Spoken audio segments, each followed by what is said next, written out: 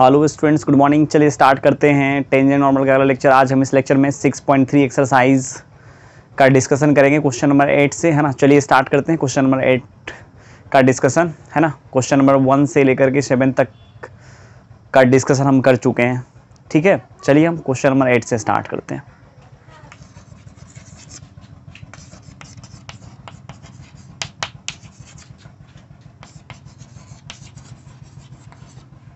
On the curve y equals to x minus 2 का whole square at which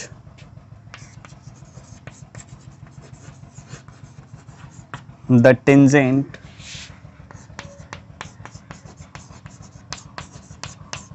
is parallel to the chord joining the points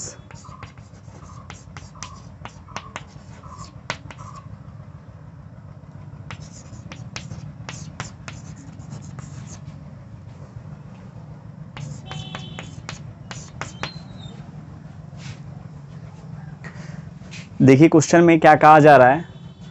कह रहा है क्या, इस curve पर उस पॉइंट का कोऑर्डिनेट ज्ञात कीजिए जहां पर का टेंजेंट जो होगा ना, ये दोनों पॉइंट को ज्वाइन करने वाला कोड जो होगा ना, उसके पैरेलल हो जाएगा टेंजेंट। नहीं आई बात समझ में?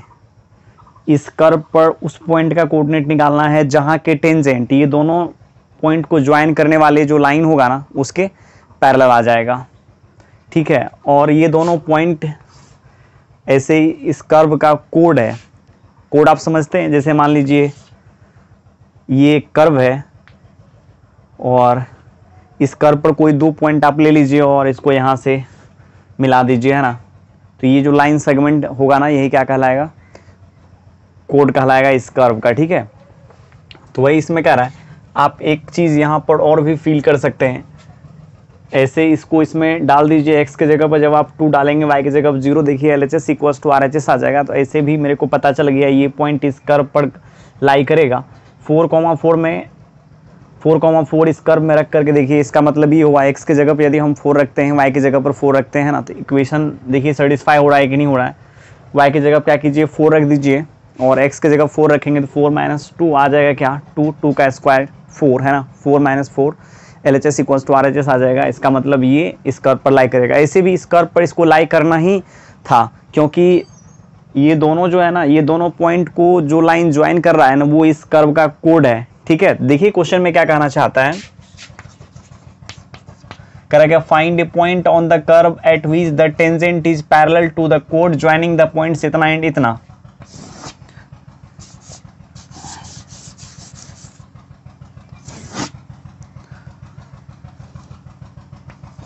जैसे मान लीजिए ये है 2,0 पॉइंट और ये क्या है 4,4 और ये इक्वेशन दिया हुआ है यहाँ पर y इक्वल्स टू x - 2 का होल स्क्वायर, ठीक है। कह रहा है क्या, ये दोनों पॉइंट को जो लाइन ज्वाइन कर रहा है ना, वो क्या है, इस कर्व का कोड है, ठीक है। और कह रहा है क्या, इस कर्व पर उस पॉइंट का कोऑर्डिनेट ज्ञात कीजिए जहां पर का टेंजेंट क्या होगा, इस कोड के पैरेलल हो जाएगा। तो मान लीजिए ना, यहाँ ही एक पॉइंट है, यही एक ऐसा पॉइंट है जहां पर का टेंजेंट क्या है, इस कोड के क्या है, पैरेलल है। चलिए इसको A, इसको B बोल देते हैं, है ना। ये टेंजेंट इस कोड के पैरेलल है। अब मेरे को कोऑर्डिनेट निकालना है किसका, इस पॉइंट का, है ना। कौन ऐसा पॉइंट है इस कर्व पर जहां का टेंजेंट ये दोनों पॉइंट को ज्वाइन करने वाला कोड के पैरेलल है, ठीक है ना। चलिए जिस पॉइंट का कोऑर्डिनेट मेरे को निकालना है उसको कुछ मान लीजिए। चलिए इसको क्या कर लेते हैं, अल्फा कोमा बीटा मान लेते हैं ना। इस पॉइंट का कोऑर्डिनेट मेरे को निकालना है, पॉइंट के कोऑर्डिनेट को क्या किया, अल्फा कोमा बीटा मान लिया। पहली बार आपको एक चीज़ चमकना चाहिए, है ना, कि इक्वेशन यहाँ वेरिएबल 2 है। इक्वेशन जब तक 2 नहीं निकलेगा तब तक क्या होगा, अल्फा बीटा नहीं निकलेगा, है ना। तो एक इक्वेशन आप यहाँ से बना लीजिए, चूंकि अल्फा बीटा इस कर्व पर लाई कर रहा है तो इसके इक्वेशन को सेटिस्फाई करेगा। तो लिख लीजिए यहाँ पर, since alpha comma beta lie on the curve y equals to x minus two का होल स्क्वायर, इसीलिए क्या हो जाएगा बीटा इक्वल्स टू, मतलब y की जगह बीटा x की जगह पर आपको अल्फा रखना है, ठीक है। इसको इक्वेशन 1 मान लेते हैं। एक इक्वेशन मेरे को मिल गया अल्फा बीटा के टर्म में, एक और जब तक नहीं मिलेगा तब तक क्या होगा, अल्फा बीटा का वैल्यू हम नहीं निकाल पाएंगे दोनों को सॉल्व कर करके, है ना। चलिए एक और इक्वेशन कैसे निकालेंगे इसके लिए सोचते हैं, ठीक है। एक इक्वेशन के लिए देखिए कैसे निकालेंगे, ये टेंजेंट है और अल्फा कोमा बीटा पॉइंट पर का, इसका स्लोप आप बता सकते हैं। अल्फा कोमा बीटा पॉइंट पर किसी टेंजेंट के स्लोप को आप कैसे लिखेंगे, ऐसे ही ना, d y by d x at alpha comma beta. तो ये जो हो गया ना इस टेंजेंट का स्लोप हो गया। और देखिए ये टेंजेंट क्या है, इस लाइन के पैरेलल है, सो दोनों का स्लोप क्या आ जाएगा बराबर। तो इसका स्लोप आप निकाल सकते हैं 2 पॉइंट फॉर्म से, चूँकि इस लाइन पर 2 पॉइंट पता है तो आपके लिए स्लोप निकालना काफ़ी इजी हो जाएगा। इसके y कोऑर्डिनेट में से इसके y कोऑर्डिनेट को घटा लेंगे, 4 - 0 बाय 4 - 2, देखिए ऊपर हो जाएगा 4, नीचे आ जाएगा 2, दिस इज 2, ठीक है। अब दूसरा इक्वेशन कैसे होगा, अब इसका स्लोप 2 निकला और इसका स्लोप ये है और दोनों लाइन है पैरेलल, सो क्या आ जाएगा, सो इतना इक्वल्स टू आ जाएगा 2 तो यहाँ हियर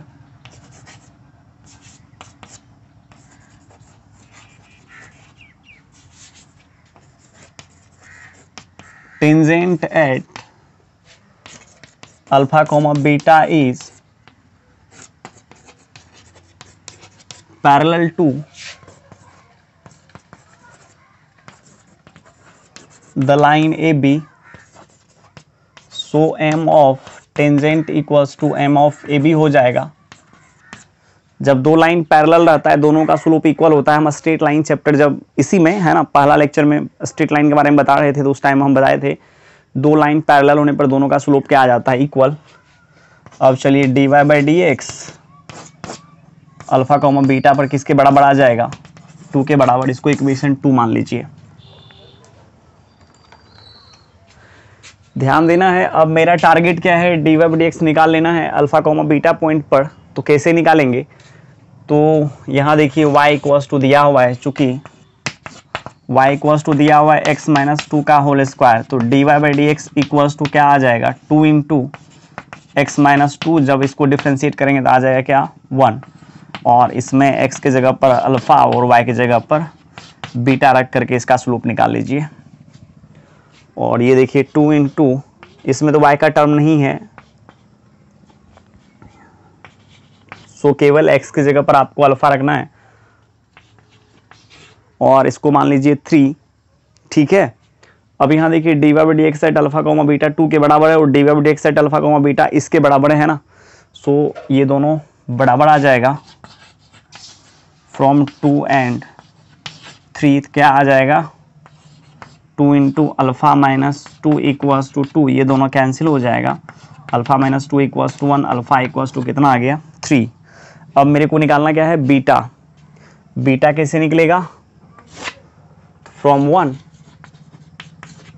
अब इक्वेशन 1 में ही अल्फा की जगह यदि हम 3 रख देंगे तो बीटा का वैल्यू निकल जाएगा। From 1 putting alpha equals to 3, so beta equals to कितना आ जाएगा 3 माइनस 2 का होल स्क्वायर, 1 का स्क्वायर, दिस इज 1, है ना। आप बोल सकते हैं अल्फा कॉमा बीटा जो हो जाएगा ना, क्या आ जाएगा 3,1, ठीक है। चलिए अगला क्वेश्चन ट्राई करते हैं, question number 9।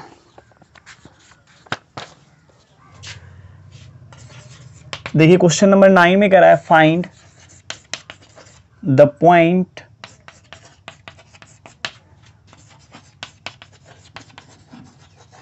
On the curve y equals to x cube minus 11x plus 5 at which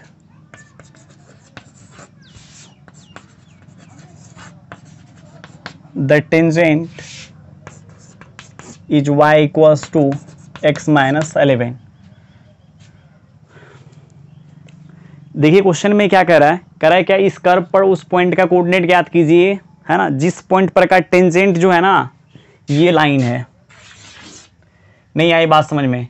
ये जो कर्व आपको दिख रहा है ना, इस कर्व पर आपको उस पॉइंट का कोऑर्डिनेट ज्ञात करना है जिस पॉइंट पर का टेंजेंट ये लाइन है। नहीं आई बात समझ में? चलिए डायग्राम बनाते हैं तो समझ में आ जाएगा। मान लीजिए ये कर्व है, ठीक है, y equals to x cube minus 11x plus 5। कह रहा है क्या, इस कर्व पर उस पॉइंट का कोऑर्डिनेट ज्ञात कीजिए। मान लीजिए यही वो पॉइंट है जहां का टेंजेंट ये लाइन है, मतलब अब की बार टेंजेंट का इक्वेशन ही दे दिया है, y equals to x minus 11, ठीक है ना। तो आपको इस पॉइंट का कोऑर्डिनेट ज्ञात करना है। जिस पॉइंट का कोऑर्डिनेट मेरे को निकालना है उसको अल्फा कॉमा बीटा मान लेते हैं।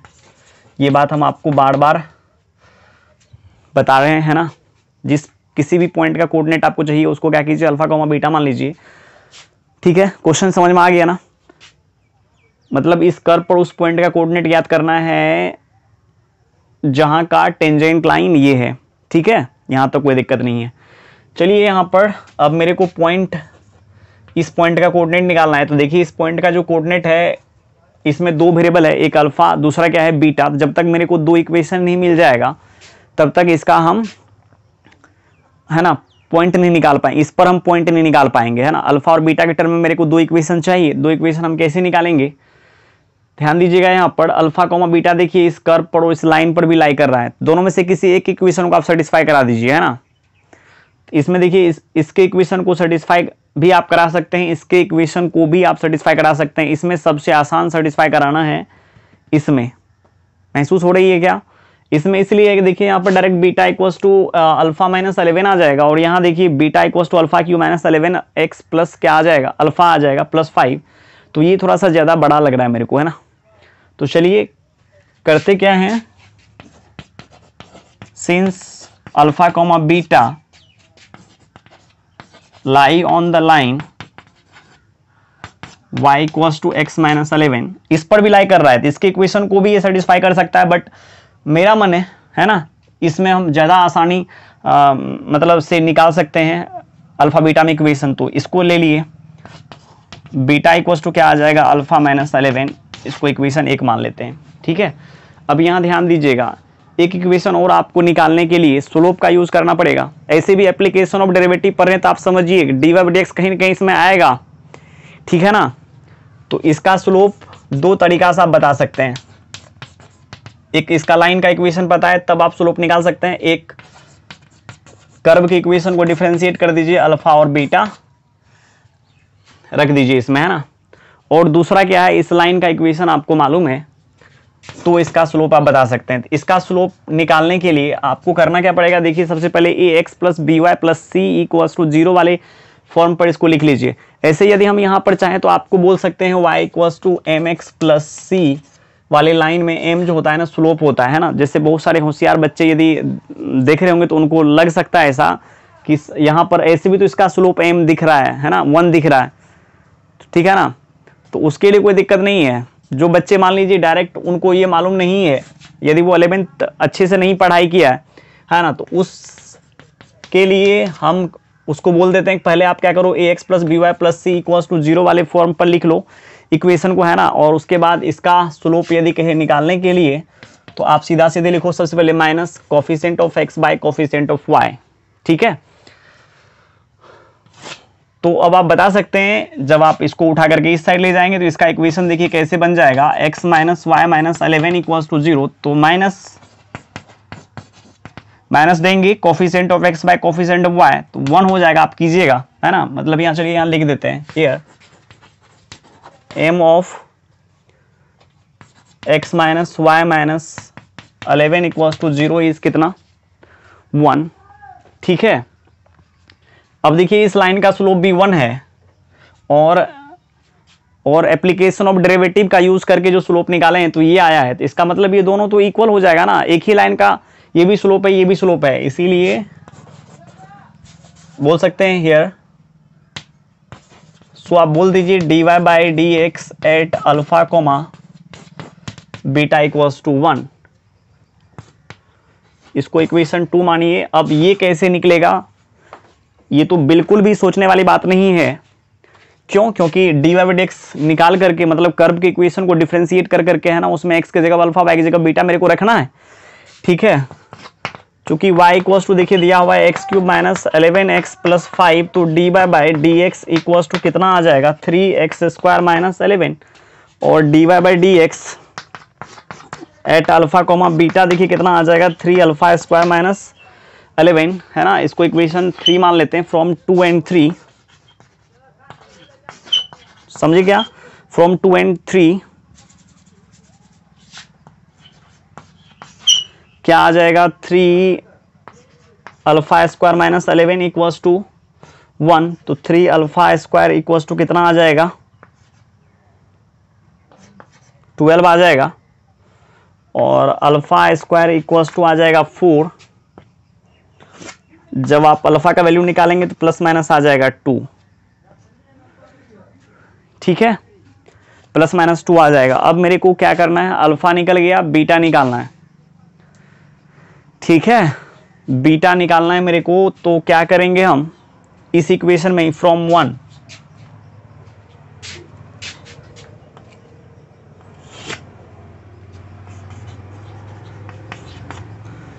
क्या हो जाएगा,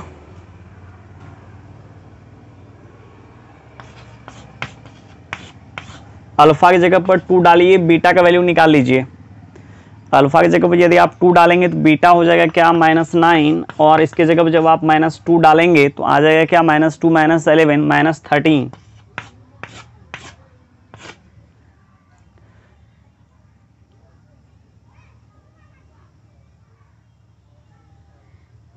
अब देखिए यहां पर एक चीज ध्यान देना है आपको, एक बार यदि ये पॉइंट है ना, यदि ये पॉइंट क्या होगा इस कर्व पर लाई करेगा, तो कर्व के इक्वेशन को भी ये सेटिस्फाई करेगा कि नहीं करेगा? क्योंकि टेंजेंट की इक्वेशन को ये हमेशा सेटिस्फाई करेगा, तो कर्व के इक्वेशन को भी सेटिस्फाई करना चाहिए ना। तो देख लेते हैं इसमें दोनों में से कौन ऐसा पॉइंट है जो कर्व के इक्वेशन को भी सेटिस्फाई कर रहा है। तो दोनों में से यदि दोनों पॉइंट कर्व के इक्वेशन को सेटिस्फाई कर जाएगा तो हम समझ जाएंगे कि ये जो होगा ना टेंजेंट को सेटिस्फाई करेगा, क्योंकि टेंजेंट को लेकर के ही तो इक्वेशन बना करके हम अल्फा बीटा का वैल्यू निकालने हैं। 2 -9 alpha comma beta equals to, है ना, और देखिए -2 -13। चलिए एक बार हम चेक कर लेते हैं ना, इसमें से कौन दोनों पॉइंट वैलिड है या उसमें से एक पॉइंट वैलिड है ना। इस पॉइंट को क्या कर लेते हैं, एक बार कर्व के इक्वेशन में रख देते हैं, ठीक है। कर्व के इक्वेशन में यदि हम रखेंगे तो क्या आ जाएगा देख लीजिए, चूंकि आपको मालूम है ये बीटा है ये अल्फा है, तो केवल LHS में आप रखिए ना, x कोऑर्डिनेट ये है y कोऑर्डिनेट ये है, तो x की जगह पर रखेंगे 2, तो ये आ जाएगा क्या 8 माइनस 11, 2 जा होता है कितना 22 प्लस 5, और 8 5 13, 9 3 12 -9 है ना। तो ये पॉइंट क्या कर गया, इसके इक्वेशन को सेटिस्फाई कर गया। आप देख लीजिए ना, इसमें x की जगह केवल आप रख लीजिए क्या 2, यदि हम x की जगह पर 2 रखेंगे तो क्या आ जाएगा -9 आया ना, हाँ -9, और देख लीजिए इसका ऐसे भी बीटा का वैल्यू क्या है -9 है, इसका मतलब y कोऑर्डिनेट सही में -9 आ गया। मतलब ये पॉइंट है जहां का टेंजेंट y इक्वल्स टू क्या है x माइनस 11, और एक बार देख लेते हैं क्या ये भी पॉइंट जो है इसी कर्व के मतलब आप ये बोल सकते हैं पॉइंट ऑफ कांटेक्ट को रिप्रेजेंट करेगा क्या, मतलब ये टेंजेंट जो है ना जिस जगह से खींचा गया है वहां के कोऑर्डिनेट को ये भी रिप्रेजेंट करेगा। एक बार देख लेते हैं, चलिए इसको मिटाते हैं, क्योंकि आपको तो रिक्वायर्ड आंसर से मतलब है ना। तो इस पॉइंट को इसमें डालिए, -2 यदि आप डालेंगे x की जगह पर तो ये कितना आ जाएगा -8, -8 आ जाएगा प्लस 22 प्लस कितना 5, ठीक है। चूंकि अरे -2 इंटू -11 कीजिएगा तो +22 आएगा ना, और ये देखिए कभी भी -13 के बराबर नहीं आएगा, चूंकि ये तो बड़ा हो गया ना, -13 के बराबर नहीं आएगा। सो ये पॉइंट क्या हो जाएगा रिजेक्ट। तो रिक्वायर्ड पॉइंट क्या आ जाएगा 2, -9।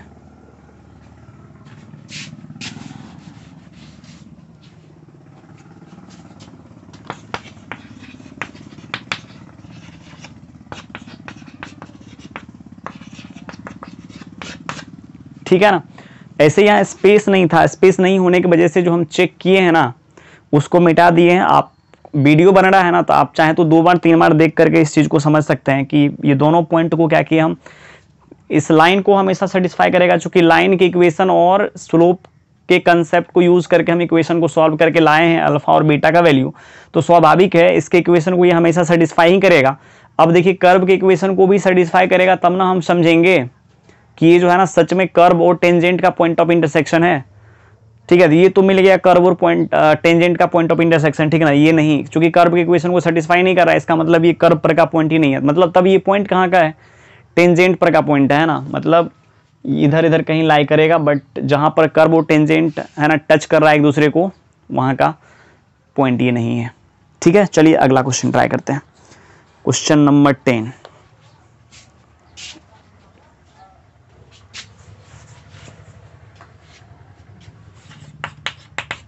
क्वेश्चन नंबर 10 में देखिए क्या कर रहा है, find the equation of all lines,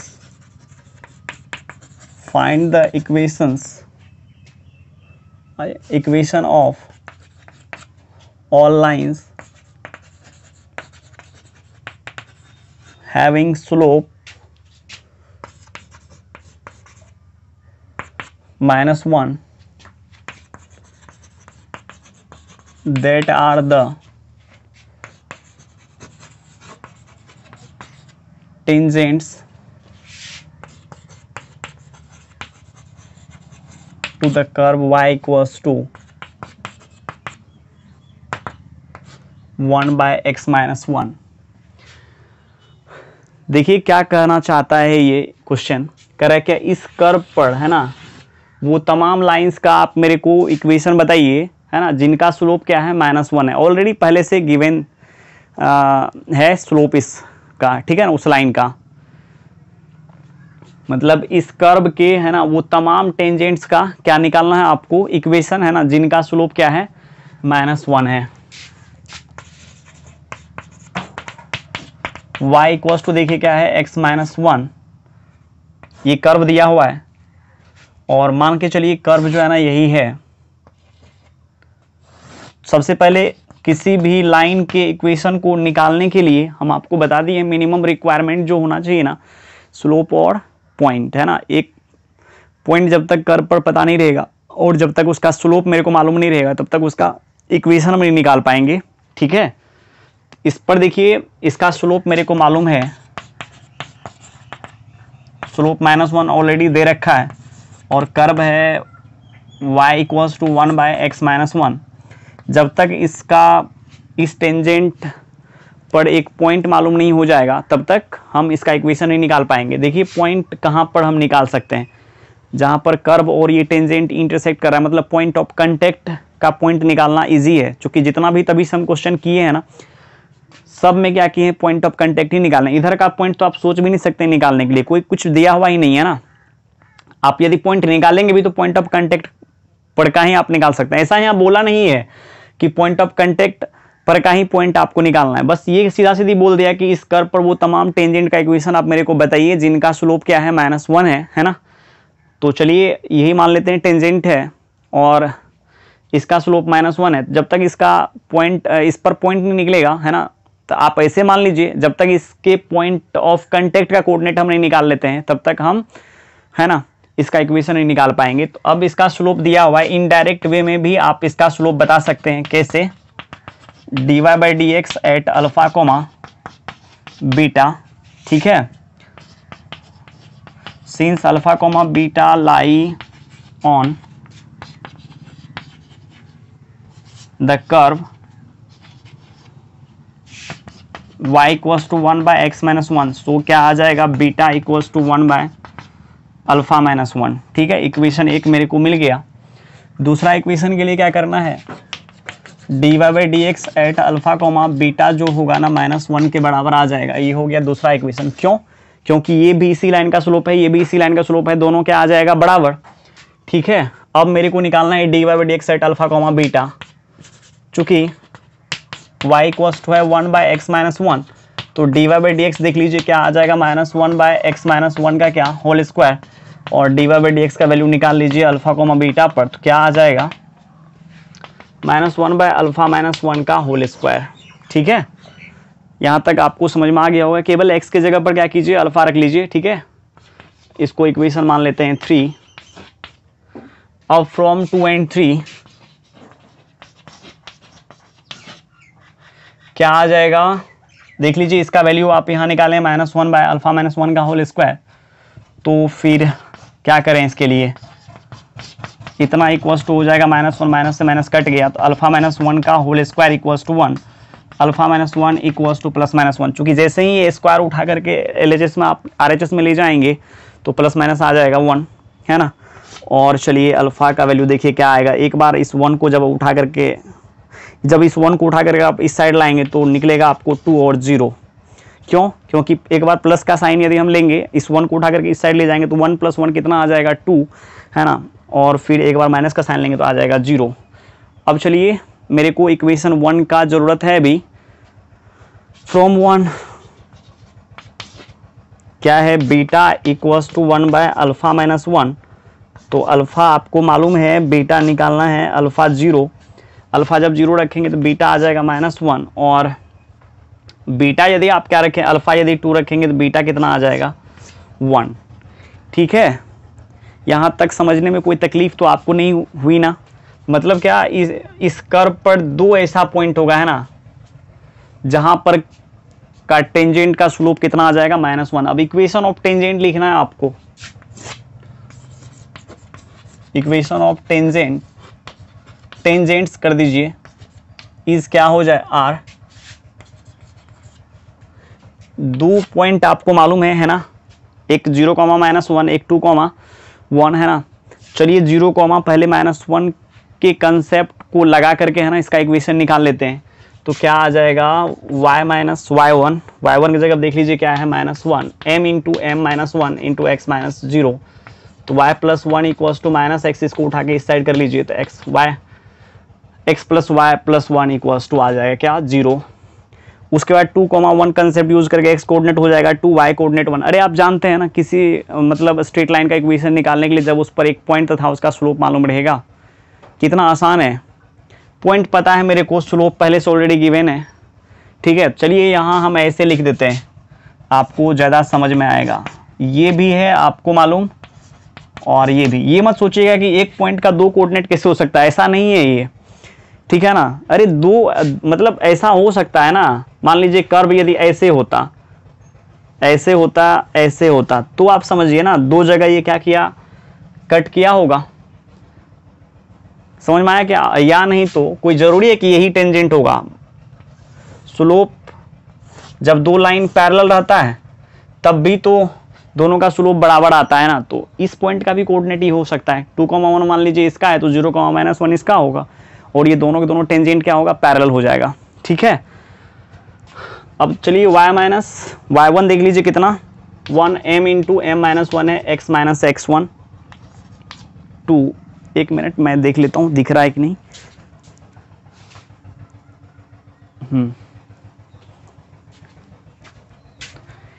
ठीक है, अब चलिए y - 1 इक्वल्स टू -x + 2, ये सब को उठा करके इस साइड लाएंगे तो आ जाएगा x + y - 3 इक्वल्स टू 0। मतलब ये ही दोनों इक्वेशन है जिनका स्लोप क्या है -1 है, जो क्या है इस कर्व पर टेंजेंट भी है। अब आपको हम ऐसे दिखा देते हैं इसका ग्राफ, एक्चुअल ग्राफ खींच करके। ठीक है, इसका ग्राफ में आपको हम दिखा देते हैं कि 2 टेंजेंट ऐसे कैसे पॉसिबल है। ठीक है ना, अब हो गया सब कुछ, आप ये मान करके चलिए, अब कुछ भी बचा नहीं है करने के लिए। हम यहाँ रफ कर रहे हैं, कोई ज़रूरी नहीं है कि आपको ग्राफ आता है तभी आप टेंजेंट नॉर्मल के क्वेश्चन को सॉल्व कर सकते हैं। आपको दिख रहा है ना, बिना ग्राफ जाने भी आप क्या कर लेते हैं, सॉल्व कर लेते हैं। मतलब एक ऐसे ही फालतू का ग्राफ खींच करके, जिसका मतलब इसका ग्राफ एक्चुअली ये होता ही नहीं है ज़िंदगी में कभी भी। ठीक है ना, और इसका देखिए एग्जैक्ट ग्राफ क्या है, इसका एक्चुअल ग्राफ जो है ना,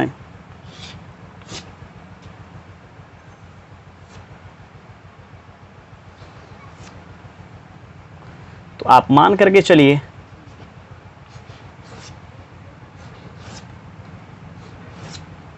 ओहो टच करते हुए जाओ।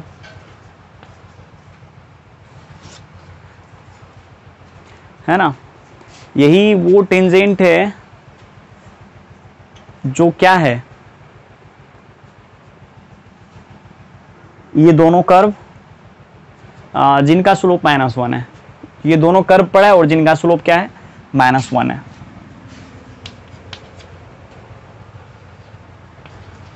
ठीक है, ये इसका ग्राफ है और एक्चुअली यही दोनों इक्वेशन जो आपको यहाँ दिख रहा है ना, इसी दोनों लाइन का है। चलिए आगे बढ़ते हैं, अगला question.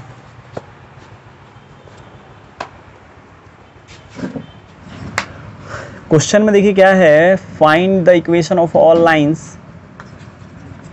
Question number 11, find the equations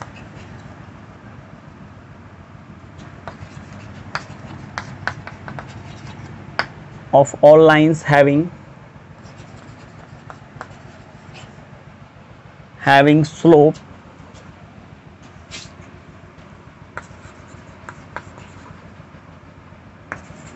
to which are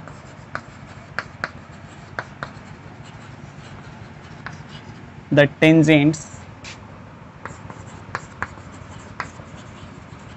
to the curve y equals to 1 by x minus 3 where x does not equals to 3।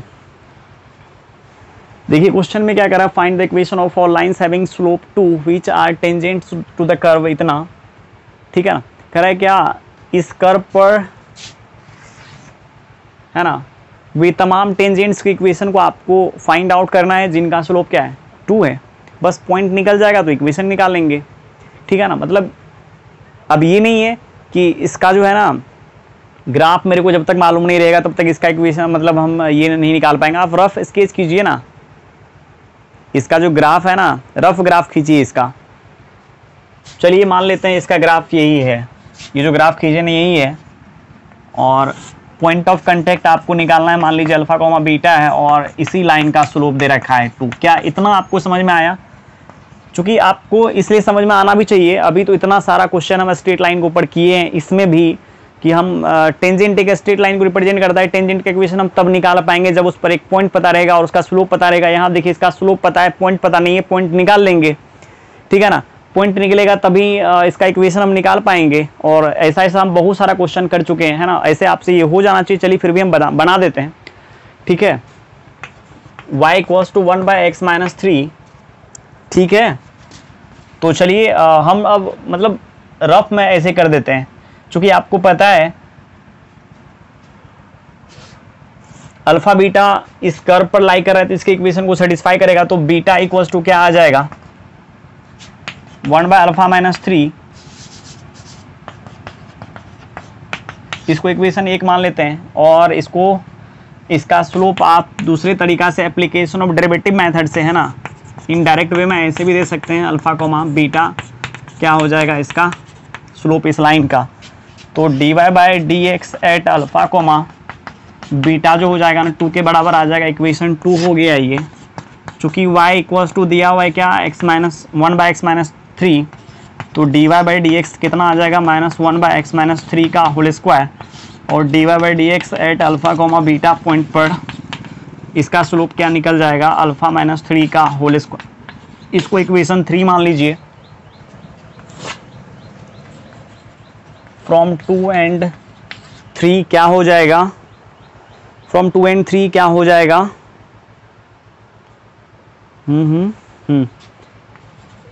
2 equals to -1 by alpha minus 3 का होल स्क्वायर। इसको उठा करके इस side कर देते हैं, alpha 2 into alpha minus 3 का whole square equals to कितना, -1। अल्फा माइनस 3 का होल स्क्वायर इक्वल्स टू कितना आ जाएगा, -1 बाई 2। अब यहाँ ध्यान देना है, देख लीजिए ये तो बेचारा अपना रंग को बदलेगा नहीं, ये बात आपको मालूम है। यदि रंग को बदलेगा तो वो होगा अल्फा, है ना। तो आप ऐसे सोचिए अल्फा के किस मान को आप यूज करेंगे, है ना, तो उसका स्क्वायर करने मतलब अल्फ़ा का कौन सा वैल्यू आप यहाँ पर रखेंगे, तो अल्फ़ा में से जब आप 3 को घटाएंगे उसका स्क्वायर करेंगे तो -1/2 के बराबर आएगा। बट यहाँ अल्फ़ा क्या होना चाहिए, रियल नंबर होना चाहिए, अल्फ़ा इमेजिनरी नहीं होना चाहिए। ऐसा नहीं कि कॉम्प्लेक्स नंबर आप ले लीजिएगा, है ना, तब तो ये हो जाएगा, ठीक है ना, समझिए क्या। अल्फ़ा का यहाँ कोई पॉसिबल वैल्यू नहीं है ऐसा जिनमें से आप 3 को घटाएंगे और उसका स्क्वायर करेंगे तो क्या आ जाएगा, -1/2 आएगा। इसका मतलब अल्फ़ा का कोई रियल वैल्यू पॉसिबल नहीं है, मतलब इमेजिनरी है। आप सपना में ही देख सकते हैं कि अल्फ़ा एक ऐसा पॉइंट होगा इस कर्व पर, है ना, जहाँ से टेंजेंट हम ड्रॉ करेंगे तो उसका स्लोप कितना आ जाएगा 2। जब अल्फ़ा पॉसिबल नहीं है तो बीटा पॉसिबल नहीं होगा। इसका मतलब अल्फ़ा और बीटा कोई ऐसा पॉइंट ही नहीं है इस कर्व पर। समझ में आया क्या, अल्फ़ा और बीटा ऐसा कोई पॉइंट ही नहीं है। इसका मतलब कोई ऐसा टेंजेंट नहीं है इस कर्व पर जहाँ जिसका स्लोप क्या है 2 है। जब इस पर कोई पॉइंट ही नहीं है ऐसा, तो आप इक्वेशन कहाँ से निकाल पाएंगे। आप यहाँ लिख लीजिए, है ना, कि इस कर्व पर कोई ऐसा पॉइंट नहीं है जहाँ से टेंजेंट खींचा जाए तो उसका स्लोप क्या हो जाए, 1 हो जाए। समझ में आया क्या, मतलब कोई ऐसा इस पर टेंजेंट ही नहीं है जिसका स्लोप 2 होगा। तो जब टेंजेंट ही नहीं, उसका इक्वेशन आप कहाँ से बता पाएंगे, ठीक है ना। चलिए आगे चलते हैं। अगला क्वेश्चन है 12 नंबर का, find the equations of all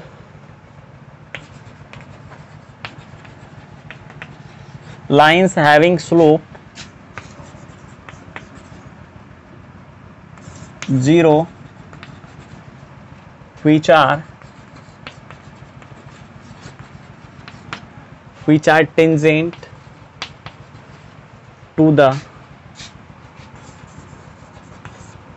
curve y equals to 1/x² minus 2x plus 3।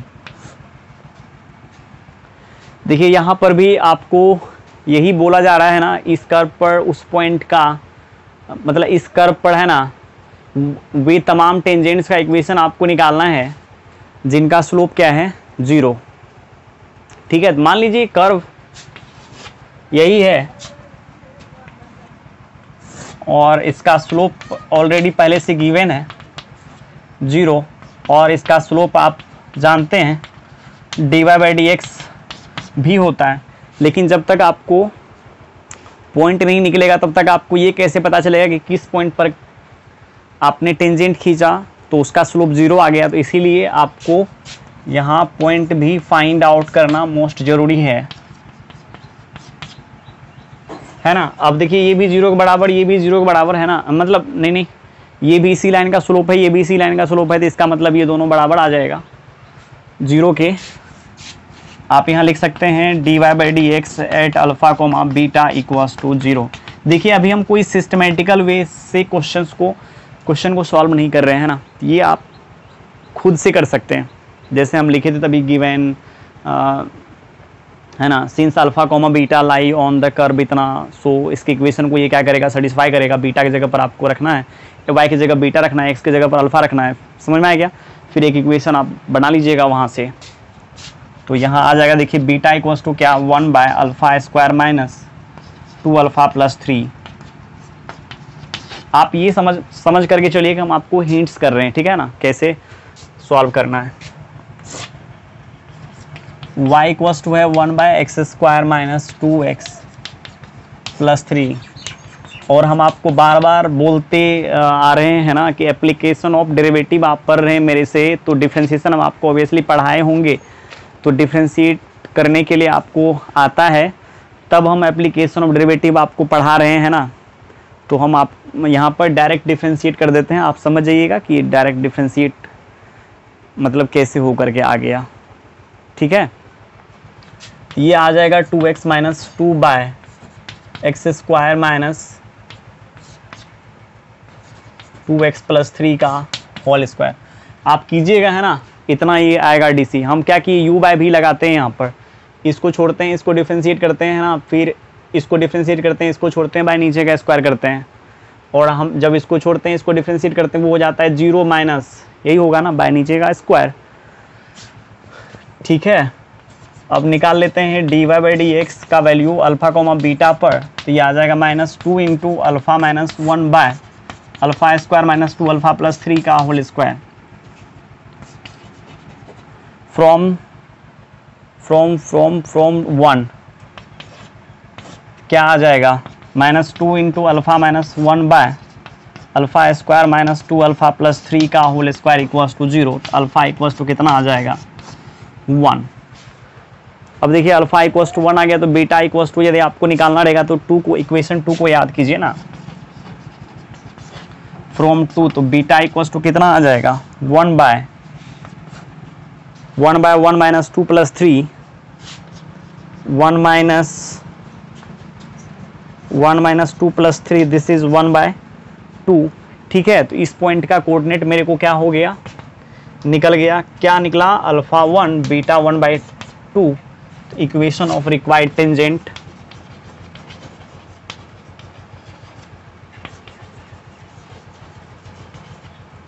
Equation of required tangents तो नहीं हो पाएगा क्योंकि एक ही पॉइंट ऑफ कांटेक्ट यहां निकला है ना, y minus y1 m into m कितना निकला है 0, m ऑलरेडी दे रखा है, x माइनस x1, तो देख लीजिए y minus 1 by 2 equals to 0, इसका क्या आ गया इक्वेशन। ठीक है, चलिए स्टूडेंट्स आज कहानी को यहीं ख़त्म करते हैं ना। आज हम 12 तक के क्वेश्चन का डिस्कशन कर दिए हैं, आप रिवाइज कीजिएगा 1 से लेकर के 12 तक के क्वेश्चन का। ठीक है, आगे यदि आपसे बनता है तो आप बनाइए, है ना, और नहीं बनता है तो हम तो बना ही रहे हैं। ठीक है, चलिए, थैंक यू, बाय बाय।